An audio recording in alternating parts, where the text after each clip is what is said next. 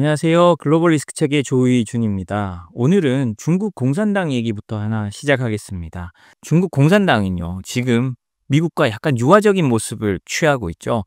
시진핑 주석하고 트럼프 대통령이 통화도 하면서, 그다음 최근에 런던에서 협상을 하면서 중국은 히토리를 풀어주고 미국은 반도체를 풀어주는 식으로 서로 경제 전쟁, 그다음에 무역 전쟁의 모두에서 약간 화해의 방향을 찾고 있는데요. 그래서 뭐 관세도 한 30%로 내렸지 않습니까? 처음에는 뭐 100%, 145%, 150%까지 넘어갔다가 이제 관세를 그렇게 내렸는데요.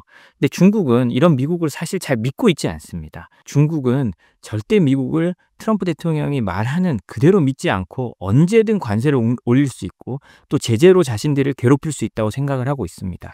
그렇기 때문에 중국은 그에 대한 대비를 또 착실히 해가고 있거든요. 히토류가 사실은 그런 거죠. 어제 알려드렸듯이 히토류 하나만으로 중국이 글로벌 자원 문제, 그리고 그걸 이용해서 외교적 레버리지를 쌓아서 미얀마의 어떤 반군을 압박한다든지 이런 걸로 쓰고 있잖아요.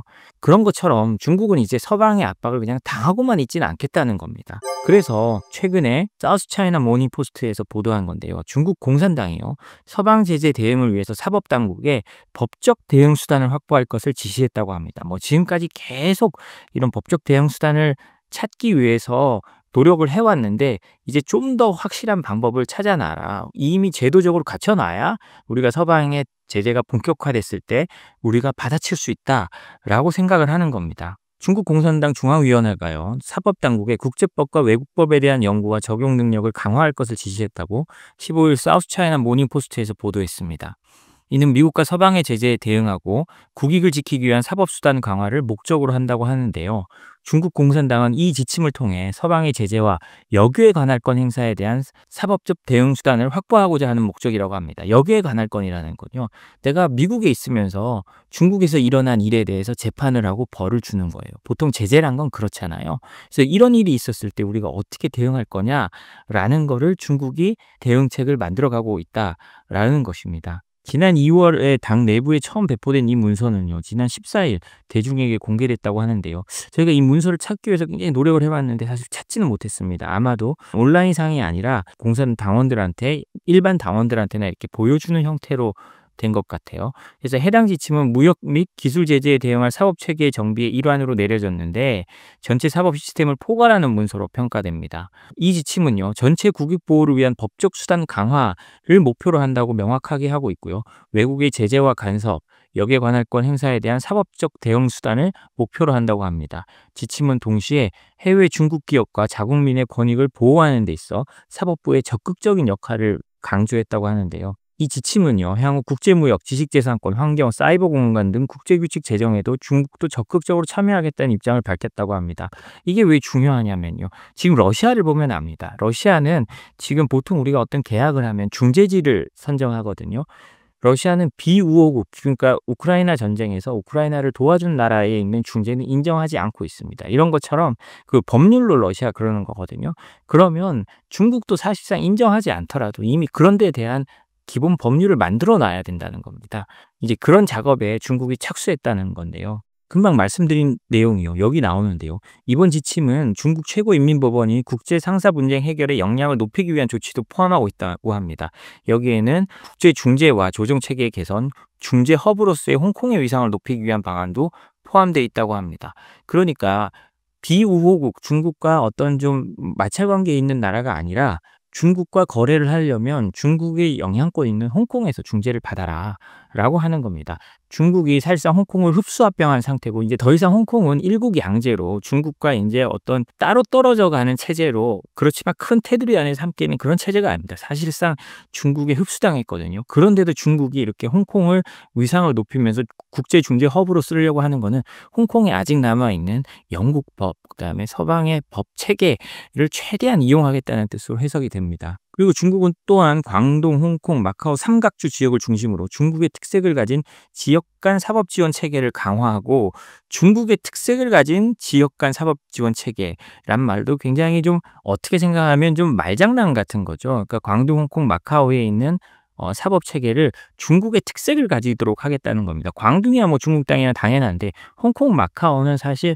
홍콩은 영국, 마카오는 포르투갈령으로 서로 다른 법 체계를 갖고 있었는데 인제 이거를 중국적 특색을 가진 사법 지원 체계로 해서 실무 지원해 가지고 서로 연결시키겠다는 거잖아요. 이런 모습을 봐도 중국이 어떤 자신들의 특색을 가지고 인제 자신들의 사법 체계를 가지고 해외 기업들을 끌어들이고 그 기업들이 "우리의 사법 체계를 따라라."라고 할 수 있도록 준비를 하고 있다는 것을 볼 수 있습니다. 그런데 이런 게 또 쉽지는 않을 거라고 국제법 전문가들은 보고 있다고 합니다.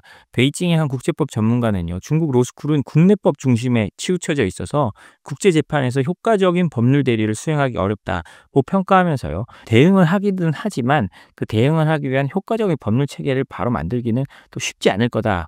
이렇게 판단을 하기도 하네요. 그럼 다시 시선을 미국으로 돌려서 트럼프 대통령에 대해서 한번 알아보겠습니다. 지금 트럼프 대통령과 일본의 관계가 굉장히 미묘한데요. 트럼프 대통령이 관세 협상에서 일본을 맨 첫 번째 협상 대상자로 찍은 건요.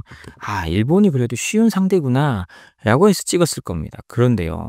현실은 전혀 그렇지 않았죠. 특히 지금 일본의 이시바 총리가 코너에 몰렸지 않습니까? 국내 정치적으로도 지지율도 너무 낮고 이번에 참의원 선거가 인제 뭐 며칠 후에 있는데 거기서 아마도 자민당이 져서 '과반이 깨질 것 같다.'라는 얘기까지 나오니까 일본도 강경하게 나오고 있습니다. 보통 같으면 트럼프 대통령이 그 일본의 선거가 끝날 때까지 보고 한마디를 할 수도 있을 텐데요. 트럼프 대통령은 좀 그런 게 없습니다. 남에 대한 배려가 전혀 없죠.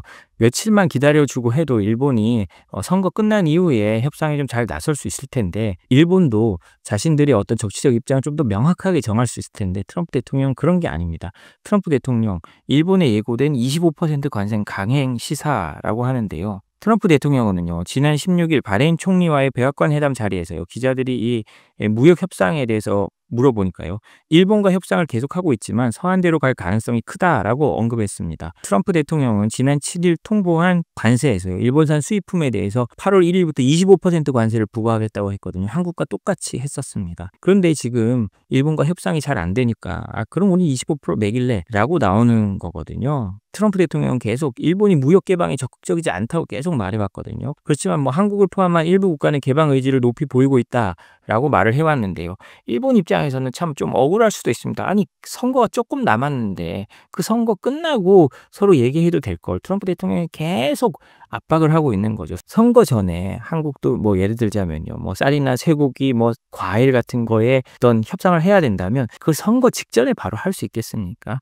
제 생각엔 그거는 거의 불가능하다고 생각을 하거든요. 아주 지지율이 높은 뭐 지지율이 80-90%가 돼서 이제 독점적인 지위를 갖고 있지 않는 정당이 아니라면 거의 불가능하거든요. 그래서 일본은 제대로 하고 있지 못한 겁니다. 그런데도 트럼프 대통령은 상대방의 어떤 상황에 대해서는 전혀 고려를 하고 있지 않은 거죠. 한국은 또 여기서 적극적인 개방 의지를 보이고 있다고 하는데요. 한국은 왜 그렇습니까? 사실상 선거가 다 끝나고 내년 지방선거까지 선거가 없잖아요. 그러면 한국 정치권 입장에도 협상을 하려면 지금이 가장 적기인 겁니다. 지금 빨리 털어버리고 정권 초에 빨리 털어버리고 움직여야 그래도 부담이 덜한 거잖아요. 그런데 뭐 트럼프 대통령은 아니야. 이대로 가면 그냥 일본에 25% 관세 부과할 거야 라고 나서고 있는 겁니다. 그렇게 된다면 아마도 지금 일본 자민당 여당에는 더욱더 불리한 상황이 되겠죠. 한편 또 트럼프 대통령은 인도와의 무역 합의 가능성도 시사했다고 합니다. 그는 인도와의 합의가 매우 가까워졌다고 밝히고 인도 대표단이 워싱턴에 도착해 협상을 진행 중이라고 언급했습니다. 인도는 현재 미국으로부터 26% 관세 대상국인데요. 우리가 또 인도가 어떻게 되는지를 한번 잘 살펴봐야 될 것 같습니다. 왜냐하면 인도는 관세를 가장 무겁게 매기는 나라 중에 하나입니다. 뭐 한 80%씩 매기고 있었다고 하는데요. 그거를 미국이 26%까지 지금 깎아놨는데 이 협상에 따라서 얼마 떨어지는지를 보면 우리도 거기서 얼마나 더 깎을 수 있을지가 나올 것 같거든요. 이런 발언들은요. 오는 8월 1일 상호관세 발표 시한을 앞두고 협상 압박을 가속화하려는 전략으로 분석됩니다. 케빈 셋 백악관 국가경제위원회 위원장도요. 곧 대거 무역 합의가 발표될 것이라고 했는데요. 트럼프의 이런 압박이 어떤 효과를 거둘 수 있을지 그리고 실제 일본도 거기에 딸려올 수 있을지 한번 잘 살펴봐야 될 것 같습니다. 마지막으로 약 7조의 벌금을 깎은 미국 증권사 얘기를 한번 알려드리겠습니다. 어떻게 하면 7조를 깎느냐? 저도 지금 신기한데요. 제재 대응에 실패해서 최대 벌금액이 약 7조 52억 달러 정도 됐거든요. 그런데 그거를 164억 원으로 줄였다고 합니다. 한번 살펴보면요. 미 재무부 해외자산 통제국은 지난 15일이요. 미국 정부의 제재 규정을 위반한 혐의를 받고 있는 온라인 증권사 인터랙트 브로커스에 대해서 벌금 약 1,183만 달러, 약 164억 원을 부과하기로 합의했다고 발표했습니다. 2016년부터 2024년까지 총 12,367건의 제재 위반을 허용한 혐의를 받고 있는데요. 왜 이렇게 되느냐? 이 온라인 증권사는요, 제재 대상 지역에 거주 중인 고객 200명 이상에게 자사 온라인 플랫폼을 통해 중개 및 투자 서비스를 제공한 것으로 확인됐다고 합니다. 그러니까 이게 우리는 잘 모르는데 어떤 그 온라인 거래를 할 때 그 고객이 어디 있는지 위치 추적까지 하고 있는 겁니다. 그 위치 추적을 했는데 러시아나 이란이나 쿠바나 이런 데서도 그 거래를 한 게 나온 거예요. 그런 게 총 12,000건에 달하고요. 또 제재 대상 러시아 은행 계좌로 한 259회에 걸쳐서 자금을 이체한 사실이 확인됐다고 합니다. 근데 이 인터랙티브 브로커스는요, 이게 허가된 거라고 생각을 하고 그 돈을 그대로 보내줬다고 해요. 그러니까 이런 것들이 모두 제재 위반에 해당된 거죠. 또 중국 군 관련 기업 13곳의 주식도 모르고 사고 팔았다고 하는데요. 이 주식을 청산하는 과정에서 해당 기업이 제재 대상인지 모르고 그냥 풀어줬다고 합니다. 그래서 신장 위구르족을 압박해가지고 어떤 제재 대상이 된 준군사 조직인 신장 생산건설병단 산하 기업들도 여기 포함되어 있다고 하는데요. 그러니까 이게 굉장히 문제가 됐던 거죠. 또 베네수엘라에도 47만 달러, 그러니까 한 우리 돈으로 한 6억 정도의 자금을 송금했다고 합니다. 그러면 어떻게 이렇게 벌금을 깎았느냐? 미국은 제재가 일어났을 때 제재 위반 가능성을 인지하고 자발적으로 신고하고 제재 준수 프로그램을 만들고 혹은 그전부터 해서 이 제재 준수 프로그램을 지켜왔다라고 하면 벌금을 크게 깎을 수 있습니다. 그래서 이 인터랙티브 브로커스는요, 이를 위해 한 1,000만 달러 이상을 투자해서 제재 대상 필터링을 강화하고 IP 위치 기반 차단 시스템을 개선하고요. 위험 기반 접근을 도입하고 해가지고 계속 당국과 협의하면서 만들어 왔다고 하네요. 그래서 원래 이 벌금은요, 여기에 대한 이 벌금은 최대 52억 달러, 약 7조 원 정도의 벌금이 가능했지만 이런 요소들이 반영돼서요, 최종 합의된 벌금은 약 1,183만 달러, 약 164억 원인데요. 이미 최대 벌금의 0.0002%에 불과하다고 합니다. 이번 제재는요, 글로벌 증권사도요, 제재 준수 시스템의 기술적 허점이 굉장히 크다는 거고요. 이런 문제를 해결하기 위해서라도 제재 필터링, 그리고 지리적 차단, 고객 확인 체계에 대한 정기적 점검과 투자가 필수적입니다. 한국 증권사나 한국 금융기관들도요, 우리가 금융 거래를 할 때 혹시나 고객이 이란이나 아니면 중국에 가 있다고 해도 마찬가지겠죠. 그런 부분에서도 좀 특정 지역에 가 있을 때는 그 거래를 좀 차단한다든지 혹은 그 거래에 대해서 좀 더 알아본다든지 하는 이런 구체적인 게 따라야 될 것 같습니다. 네, 오늘 저희가 준비한 소식은 여기까지입니다. 저희 소식이 도움이 되셨다면 구독, 좋아요, 알림 설정 부탁드립니다. 그리고 저희가 서울경제진흥원과 함께 중소기업의 수출, 그다음에 제재 관련된 컨설팅을 해주고 있으니까요. 저희 댓글창에 있는 주소를 보시고 컨설팅 신청을 해주시면 저희가 무료로 저희 미국 변호사가 가서 중소기업들에게 컨설팅을 해드리고 있습니다. 네, 감사합니다. 내일 또 뵙겠습니다.